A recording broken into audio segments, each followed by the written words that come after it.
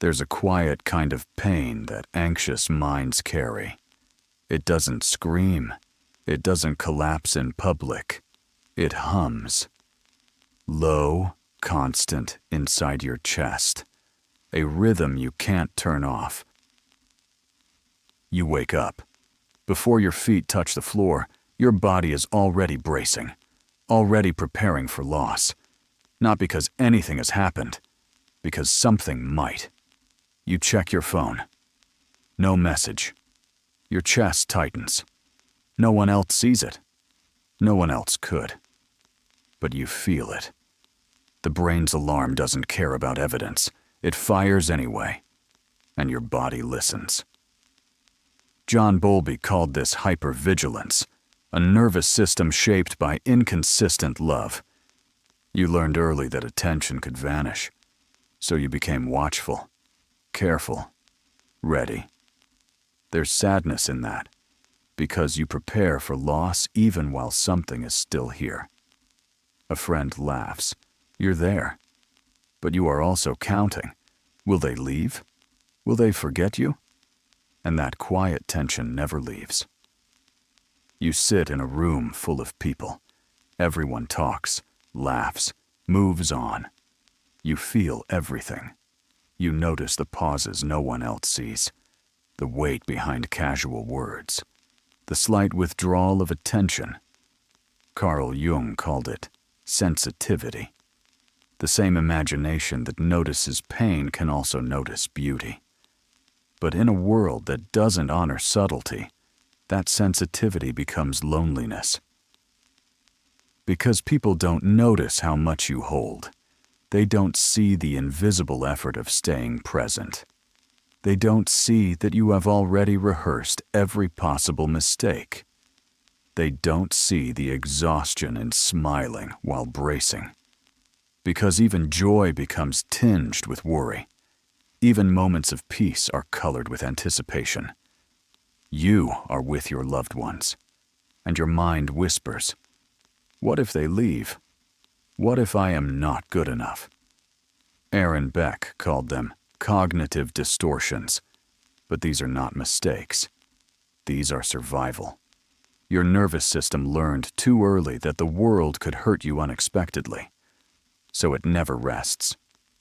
Stephen Porges reminds us that safety is physiological, not a thought, not a word. Your body must feel it, and most of your life it hasn't, because you carry anxiety like a quiet storm, invisible to the world, relentless in your chest. And yet, the anxious mind is not broken. It is overtrained. It is guarding. It is protecting you from invisible threats. Still, it hurts. The grief is subtle. You notice every absence of reassurance, every delayed reply, every moment of quiet, every small ambiguity, every micro frown. You feel the weight, and no one sees it. And the world rewards you for carrying it silently. And there's a strange beauty there too, because you feel deeply.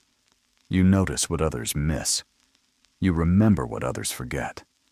You love more fiercely. You understand more fully. But it is exhausting. And sometimes you wish it could stop. You wish the world could see what it feels like inside you.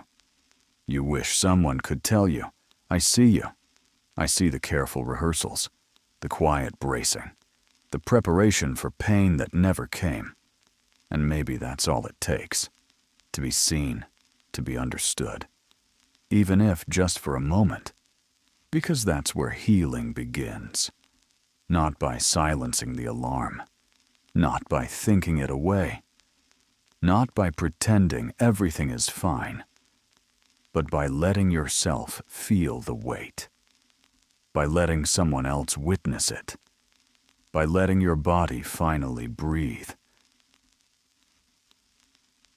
This began long before adulthood. You were the one who could sense tension before it erupted. The one who knew, just from footsteps in the hallway, what kind of evening it would be. Maybe you learned early that love could feel warm one moment and distant the next. That silence wasn't always peaceful. Sometimes silence meant something was wrong. So you adapted. You became careful. You became aware. You became the child who tried not to make things worse. The one who apologized quickly. The one who watched faces. The one who monitored moods. Other children played. You paid attention. And that attention never turned off. Now you're older. But the vigilance stayed. You send a message. You wait. 5 minutes pass. 10. Your chest tightens slightly. Your mind begins filling the space. Maybe they're annoyed. Maybe you said too much. Maybe they're pulling away.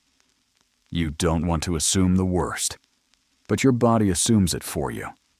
Attachment theory explains it. When safety is inconsistent, your brain becomes a tracker of human connection. Every glance, every tone, every pause. You enter a room. Others see people. You see evaluation. You see micro-expression shifts. You see tension before it surfaces.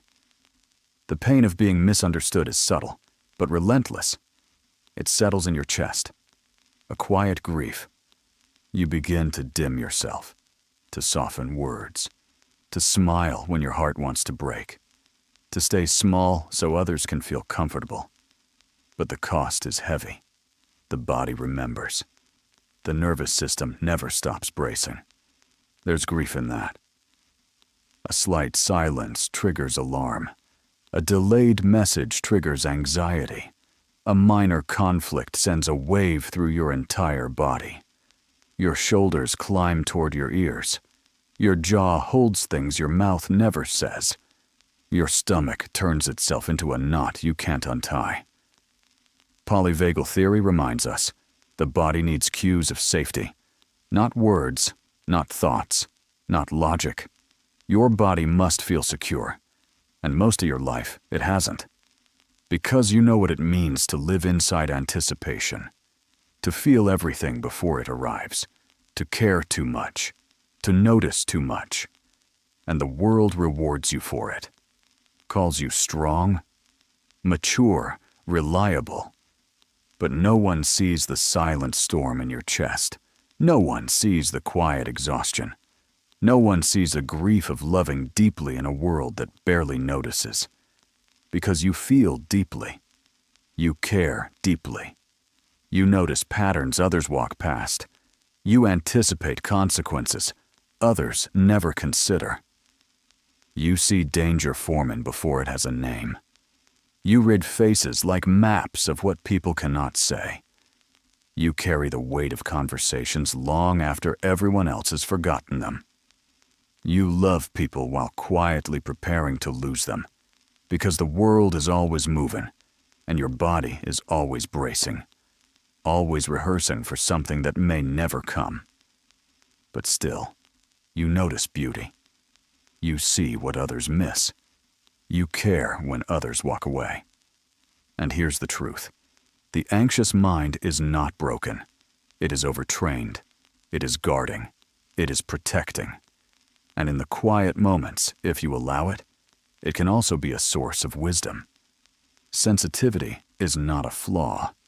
Empathy is not a weakness. Depth is not a burden.